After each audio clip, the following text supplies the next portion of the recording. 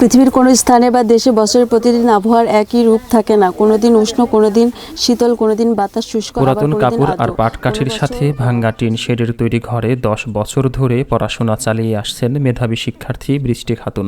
বাড়ির বাহিরের দৃশ্যটা দেখে মনে হতে পারে এ যেন পল্লীকবি জসিমউদ্দিনের আসমানি কবিতার ভেন্না পাতার প্রতিচ্ছবি। নানির এই ঝুপড়ি ঘর এখন আলোকিত জ্ঞানের আলোয়। বৃষ্টি পেয়েছেন জিপিএ 5। আমার একটা ঘরের মধ্যে 2টা চৌকি, একটা চৌকিতে আমি আর আমার বোন থাকি, আর একটা চৌকিতে আমার মা আর খালা থাকে, আর বাহিরে নানি থাকে। খুব লেখাপড়া করবা, খুব সব দিক চরিত্র ভালো। খালা আছে, এখন কিভাবে চাইছেন কি করে পড়ায়। অর্থের অভাবে লেখাপড়া বন্ধ হতে যাওয়া বৃষ্টি খাতুনের খালার অর্থ সহযোগিতা ও শিক্ষকদের আন্তরিক চেষ্টায় শাহদৌলা সরকারি কলেজের মানবিক বিভাগে এইচএসসিতে জিপিএ 5 পেয়ে সবাইকে কাঁদিয়েছেন আনন্দ অশ্রুতে।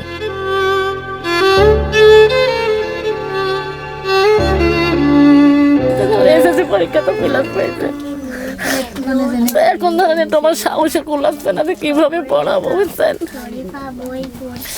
সবাই বুঝাতে হলো ঢাকা বিশ্ববিদ্যালয়ে পড়ায় মানুষ সাহায্য করবে, তো এই শক্তিতে ধরেন এইভাবে এগুলি করেছি। ধরেন আমার খালার সাহায্যে বা নিজের সাহায্যে নিজে টিউশনি করি এভাবে, বা খালা কোথায় থেকে একটু নিয়ে আসতো এভাবে। আমি ক্লাস 3 যখন ভর্তি হই পড়ি তখন থেকে এখানে এসেছি।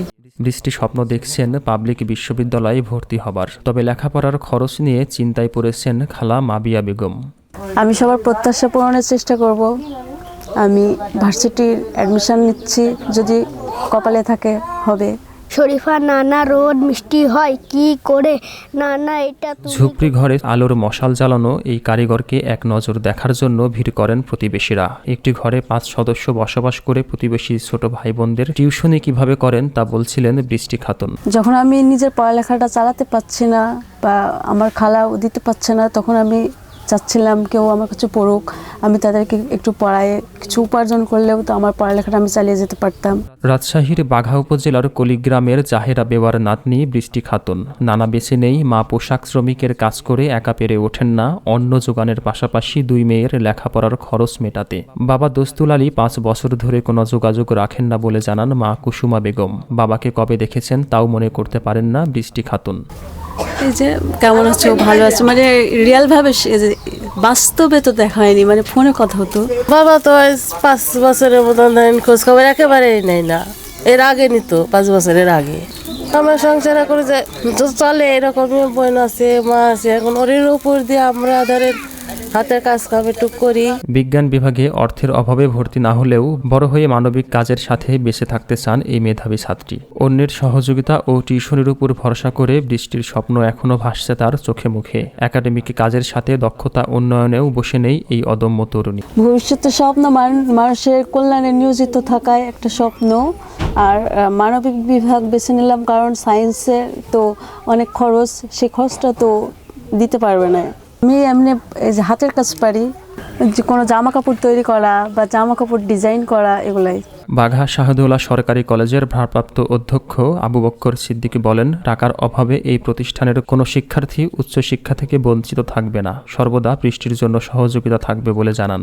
আপনারা জেনে থাকবেন যে আমাদের এই কলেজ থেকে পাশ করা অনেক ছাত্রই কেউ সহকারী জজ, কেউ এসপি, কেউ ওসি, বড় আইনজ্ঞ, এই কলেজ থেকে পাশ করা ছাত্রছাত্রীরা আছে।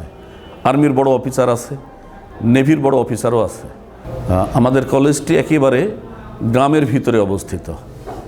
এখানকার মানুষের আয় রোজগারও কম, কিন্তু ইচ্ছাটা অদম্য। বৃষ্টি খাতুন যে স্বপ্ন দেখছে, এই স্বপ্ন সফলতায় পরিণত হবে, কারণ মানুষের ইচ্ছা শক্তিই কিন্তু মানুষকে এগিয়ে নিয়ে যায়। দৈন্যতা বৃষ্টি খাতুনকে আটকাতে পারেনি। অর্থের অভাবে এই কলেজের কোনো ছাত্রছাত্রীর লেখাপড়া বিঘ্নিত হবে না, শাহদৌলা সরকারি কলেজ সেই ব্যবস্থা করবে। বৃষ্টির পরিবারের চাওয়া মেধার মূল্যায়ন যেন অর্থের কাছে জিম্মি না হয়। সবার সহযোগিতা নিয়ে মেধাবী এই মুখ সমাজ উন্নয়নে কতটুকু ভূমিকা রাখবে তা দেখার অপেক্ষায় এলাকাবাসী। আব্দুল কাদের নাহিদ, পদ্মা ট্রিবিউন, রাজশাহী।